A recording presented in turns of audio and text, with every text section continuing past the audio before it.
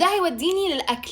بحاول ادخل جسمي بروتين كتير عشان شعري، ولازم الياف وحاجات خضراء زي الجرجير والسبانخ وكده. لازم اوميجا 3 يعني يجي من السمك او السامن. لازم تاكلوا بيض كتير. لسه كنت بقول لحد قريب الاسبوع اللي باكل فيه مثلا بويلد اجز كتير شعري بيبان فيه فرق. افكر في ايه تاني ممكن اقوله لكم.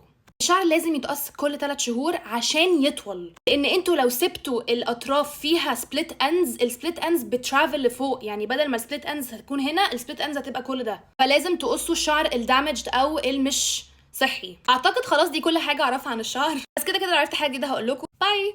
الصبغه نسيت. انا بعمل ايه في شعري عشان اصبغه كل الالوان دي؟ اول حاجه بعملها ان انا بشيل اللون من شعري اللي هو التفتيح اللي بيستخدموا فيها امونيا وكده. دي حاجه مش صحيه خالص، شعرك بيقع وبيخف بعديها. بس انا بفتح للابيض وبقعد مثلا كذا شهر اعمل حمامات كريم واقوي شعري تاني واطوله، وبعدين بخش بسيمي بيرمننت هير داي او الوان مش